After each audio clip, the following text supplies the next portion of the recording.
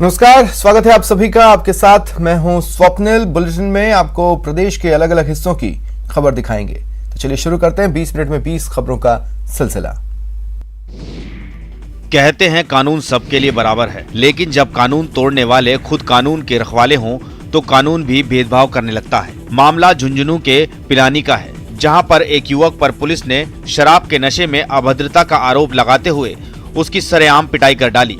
अभद्रता के आरोप में युवक को तो पुलिस ने शांति भंग में गिरफ्तार कर लिया, लेकिन सरेआम पिटाई करने वाले 3 पुलिसकर्मियों को पिटाई का अधिकार किसने दिया, यह बताने वाला कोई नहीं है। मामला सुर्खियों में अब आया है क्योंकि मारपीट का वीडियो वायरल हो रहा है, जिसमें आरोपी युवक रहम की गुहार लगा रहा है और 3 पुलिसकर्मी उसकी धुनाई कर रहे हैं। पिलानी थाना प्रभारी इंद्र प्रकाश यादव ने बताया कि महिला पुलिस ने रिपोर्ट दी कि पिलानी के राकेश गजराज ने शराब के नशे में भगत सिंह सर्किल पर ड्यूटी के दौरान उसके साथ बदतमीजी और गाली गलौज की थी, जिस पर पुलिस ने आरोपी को शांति भंग के आरोप में गिरफ्तार कर लिया।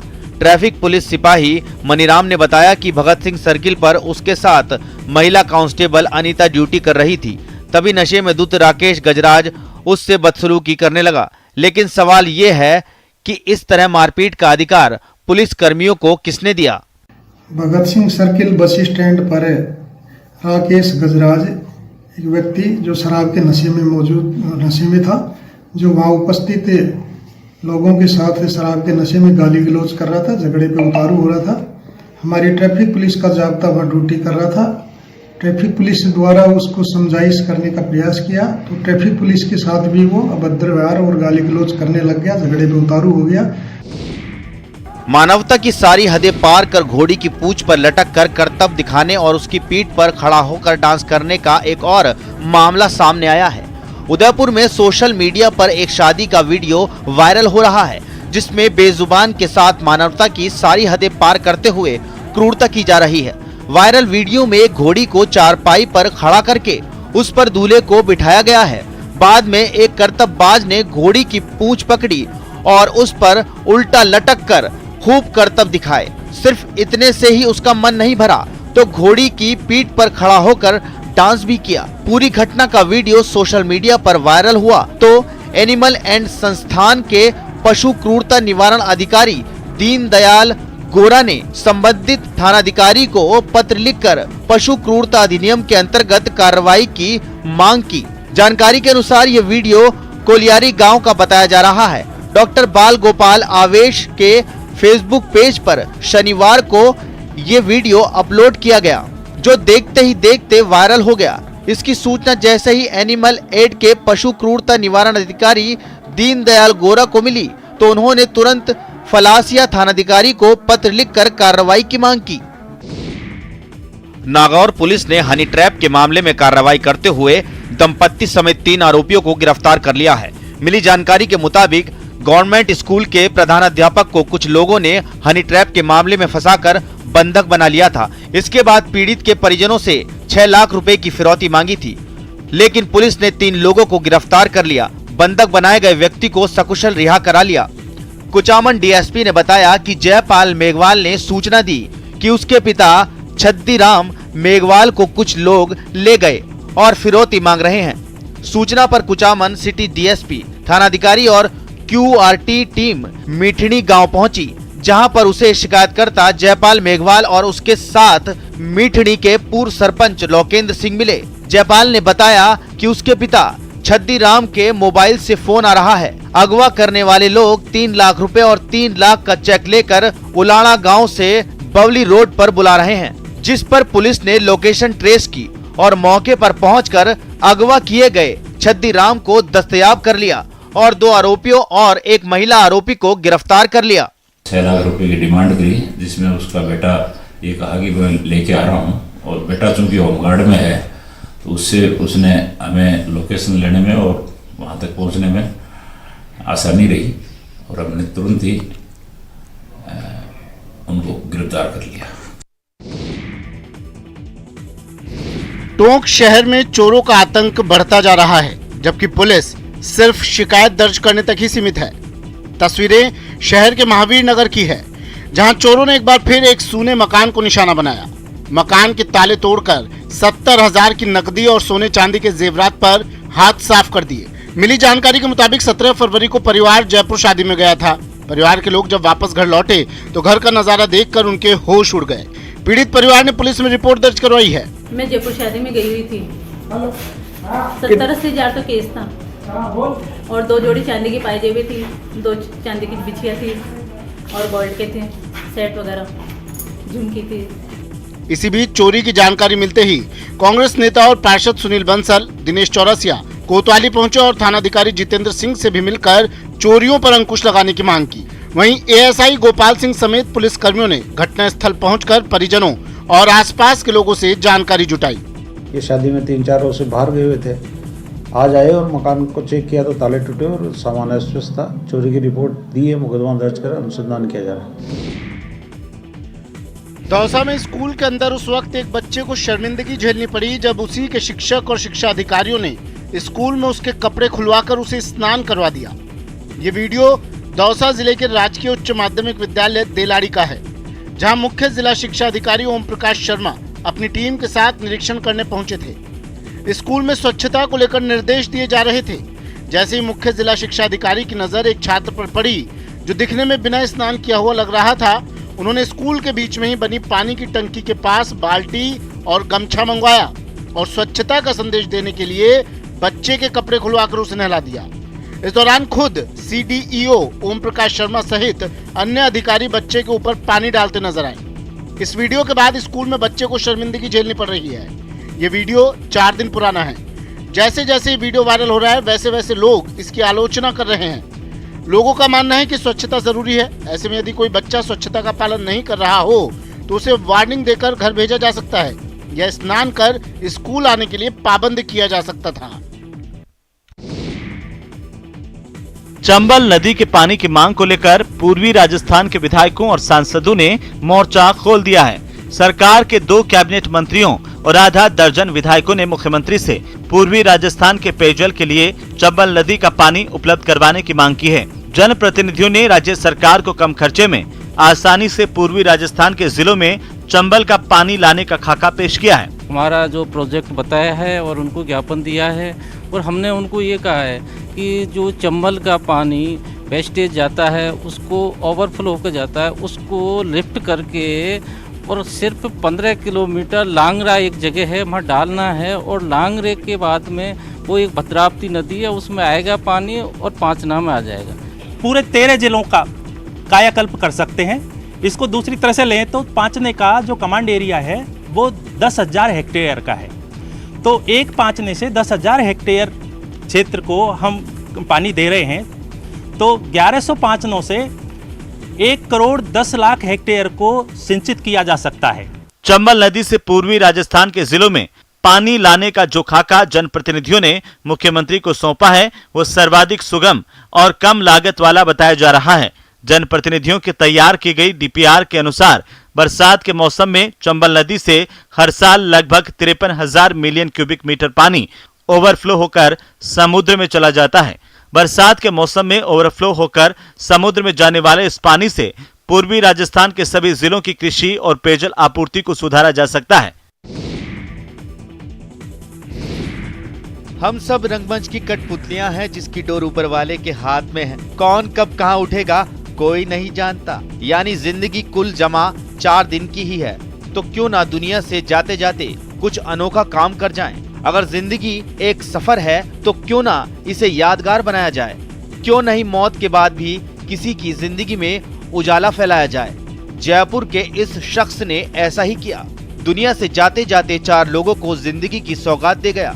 युवक का हृदय, दोनों किडनियां और लीवर दूसरे मरीज में प्रत्यारोपित किए गए। ट्रांसप्लांट के लिए हार्ट इंटरनल हॉस्पिटल भेजा गया तो मणिपाल हॉस्पिटल में लिवर ट्रांसप्लांट किया गया और दोनों किडनियां एसएमएस अस्पताल में मरीजों को ट्रांसप्लांट की गयी। लेकिन ये इतना आसान नहीं था। धड़कते हृदय को लेकर जब एम्बुलेंस दौड़ी तो ट्रैफिक पुलिस और स्थानीय पुलिस की मदद से यातायात कुछ समय के लिए रोक दिया गया। सच है, मरने वाले कभी दोबारा नहीं आया करते, लेकिन साइंस और टेक्नोलॉजी की मदद से अब वे दूसरों में मुस्कुराते हुए जरूर मिल जाते हैं। सबक एक को सीख सबको। अपने टीवी स्क्रीन पर नजर आ रही इन तस्वीरों को जरा गौर से देखिए, क्योंकि इनकी अनदेखी भारी पड़ सकती है। ये देखिए, दुकान में घुसा एक शख्स सामान खरीद रहा है, तभी उसका हाथ दुकान की मालकिन की सोने की चेन की तरफ बढ़ता है और वो उसे झपटने की कोशिश करता है, लेकिन महिला की मुस्तैदी के आगे उसकी एक नहीं चलती। तस्वीरें कोटा की हैं, जहां एक मार्ट की मालकिन ने जैसे ही दुकान खोली, एक बदमाश शैम्पू खरीदने पहुंच गया। दुकान की सफाई करती महिला जब शैम्पू लाने अंदर गई तो बदमाश भी पीछे पीछे दुकान के अंदर चला गया। फिर मौका देख महिला से सोने की चेन झपटने की कोशिश की, लेकिन महिला की सतर्कता के आगे उसकी एक नहीं चली और बदमाश फौरन वहां से 9-2-11 हो गया। पूरी घटना दुकान में लगे सीसीटीवी में कैद हो गई। फिलहाल रामगंज मंडी थाना पुलिस पूरे मामले की जांच कर रही है, लेकिन महिला की दिलेरी इलाके में चर्चा का सबब बनी हुई है। पुलिस की जांच पड़ताल अपनी जगह है, लेकिन मुस्तैदी दिखाकर भी अपराधियों के नापाक मंसूबों को मात दी जा सकती है। भरतपुर सांसद रंजीता कोली की कोशिश एक बार फिर रंग लाई। सांसद की कोशिश से बयाना के मथुरा जंक्शन और आगरा के लिए ट्रेनों का परिचालन शुरू किया गया। पहली ट्रेन मथुरा से बयाना पहुंची, जहां पर सांसद रंजीता कोली ने लोको पायलट का माला पहनाकर स्वागत किया। इस दौरान स्थानीय विधायक भी वहां मौजूद थे। व्यापारियों का कहना था कि कोरोना काल के चलते लंबे समय से ट्रेन बंद थी, जिससे व्यापारियों समेत दूसरे यात्रियों को कई परेशानियों का सामना करना पड़ रहा था। परेशान व्यापारियों ने सांसद रंजीता कोली से मुलाकात कर ट्रेनों को शुरू करवाने के लिए पत्र सौंपा था। उसके बाद सांसद ने रेल मंत्री को 3 जनवरी को इस मामले से अवगत कराया था, जिसके बाद ट्रेनों का परिचालन शुरू किया गया। इस मौके पर सांसद रंजीता कोली ने कहा कि इन ट्रेनों के शुरू होने से व्यापारी ही नहीं बल्कि ग्रामीण क्षेत्र के लोगों को भी लाभ मिलेगा। जो ट्रेनें बंद हुई रहती हैं उनकी मैंने रेल मंत्री जी से बात करी, तो बिल्कुल यही प्रयास है कि वो ट्रेनें भी चलें और सभी को इसका लाभ हो। धौलपुर जिले के राजाखेड़ा उपखंड के बाढ़ प्रभावित 10 गांवों में रहने वाले 856 परिवारों को आवंटित भूमि के पट्टा वितरण कार्यक्रम का आयोजन किया गया। कार्यक्रम की अध्यक्षता राजाखेड़ा विधायक रोहित बोहरा और जिला कलेक्टर राकेश कुमार जायसवाल ने की। कार्यक्रम के दौरान लाभार्थियों को संबोधित करते हुए जिला कलेक्टर राकेश कुमार जायसवाल ने कहा कि चंबल में हर साल आने वाली बाढ़ के दौरान निचले इलाकों में रहने वाले परिवारों की जान माल का नुकसान रोकने और बार बार उन्हें ऊंचे स्थानों पर विस्थापित करने की समस्या के स्थायी समाधान करने के लिए पंचायत बसई घियाराम के गांव अंदियारी, हेत सिंह कापुरा, खोड़, फरासपुरा ग्राम पंचायत के गांव झोरिया, करण सिंह कापुरा, पक्कापुरा, चाडियान कापुरा, बेहड़ कापुरा, चौलपुरा और बक्सरपुरा गांव के करीब 856 परिवारों के लिए चंबल नदी इलाके में ऊंचाई वाले स्थानों पर 46 बीघा जमीन अलॉट कर प्रत्येक परिवार को 30 बाई 40 वर्ग फुट लगभग 133 वर्ग गज भूखंड दिया गया है। प्लॉट तक आवागमन सुगम बनाने को 15 से 20 फीट चौड़ी सीसी सड़क भी बनवाई जाएगी। भविष्य में इन गांवों के लोगों को बाढ़ की स्थिति में अपने घरों से विस्थापित नहीं होना पड़ेगा। बाड़मेर जिले के निकटवर्ती गेहूं गांव के बाशिंदों को नगर परिषद और साउथ वेस्ट माइनिंग की ओर से बड़ी सौगात मिली है। गांव के कचरा पॉइंट पर अब ट्रोमल स्क्रीन मशीन लगाई गई है। इस मशीन से गांव में जमा सूखे कचरे का निस्तारण किया जाएगा। ये गांव का गंद था बाड़मेर से गेहूँ तो खाने रोटी खाने से गेहूँ रहे बड़ी मुश्किल थी। हमें ये मेवाराम जी एमएलए साहब को धन्यवाद है, ये मशीन लगाई है। विधायक मेवाराम जैन और जिला कलेक्टर ने 67 लाख की लागत से लगी ट्रोमल मशीन और जेसीबी का उद्घाटन किया। सूखे कचरे को मशीन में डालने पर उसमें पत्थर, रेत, पॉलीथीन समेत बाकी पदार्थ अलग अलग हो जाएंगे। इसके बाद इससे खाद बनाई जाएगी। वहीं पॉलीथीन और दूसरे सामान का कारखानों में उपयोग किया जाएगा। कंपनी को, नगर परिषद को, प्रशासन को, कलेक्टर साहब को सबको धन्यवाद देना चाहूँगा कि सभी ने इसमें सहयोग किया।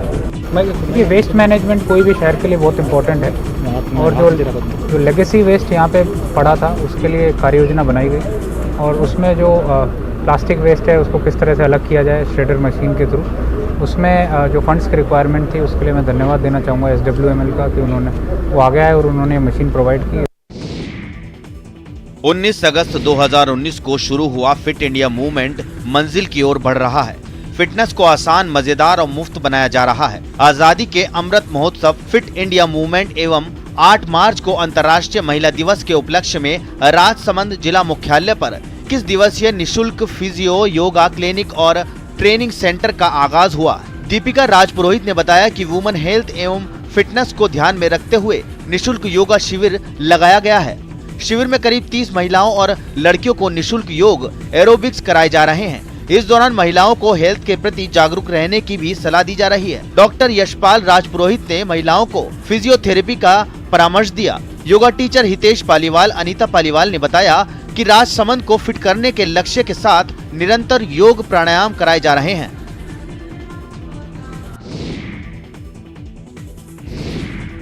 देश को मिली आजादी को 75 वर्ष पूरे होने के मौके पर देश में मनाए जा रहे अमृत महोत्सव की कड़ी में बूंदी में आर्ट ऑफ गैलरी के बाहर रंग दे बसंती कार्यक्रम का आयोजन किया गया, जिसका शुभारंभ करने पहुंची जिला कलेक्टर रेणु जयपाल ने 75 फीट लंबे कैनवास पर कूंची चलाकर रंग दे बसंती कार्यक्रम का शुभारंभ किया।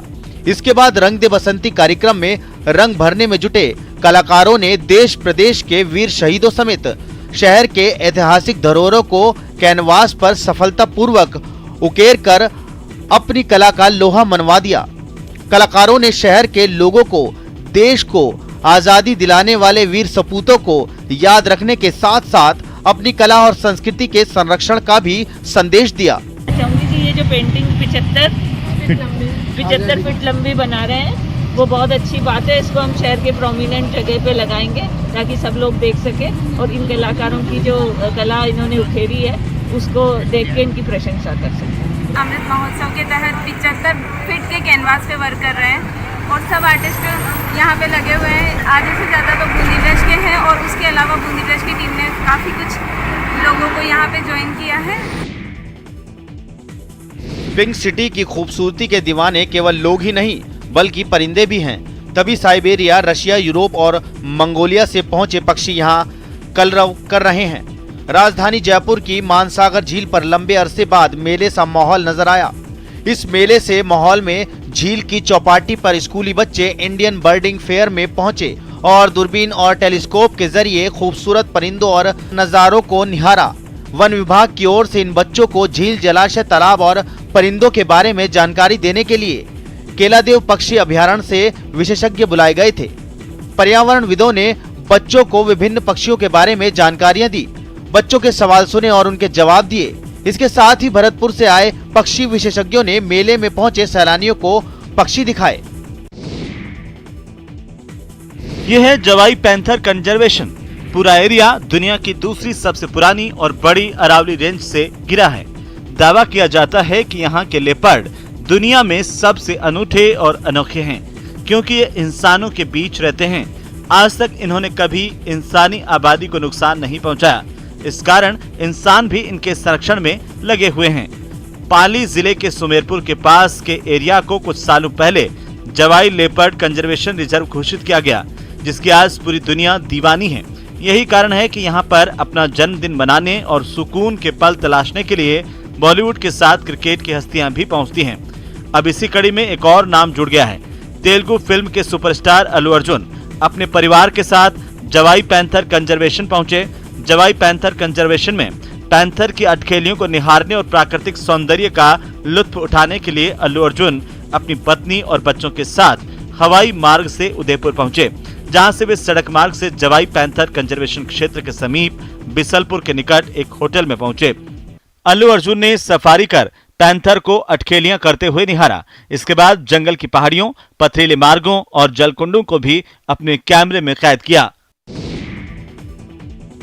जहां अनाज पैदा नहीं होता था, भूजल नहीं होने से सिंचाई नहीं हो पाती थी, बारिश के दिनों में होने वाली फसल भी कभी कभार ही होती थी, वहां का किसान आज कामयाबी की नई इबारत लिख रहा है, मुनाफे से मालामाल हो रहा है, दूसरे किसानों को कामयाब होने के मंत्र बता रहा है। जी हां, दौसा के किसान विजय सिंह ने असंभव को संभव कर दिखाया है। 10वीं तक पढ़े लिखे विजय सिंह खेती किसानी पर ही निर्भर थे। बाजरा, सरसों और गेहूं की खेती कर रहे थे, जबकि पारिवारिक खर्चे बढ़ते जा रहे थे। ऐसे में इन्हें खेती में कुछ नया करने की जरूरत महसूस हो रही थी। विजय को कृषि अधिकारियों का मार्गदर्शन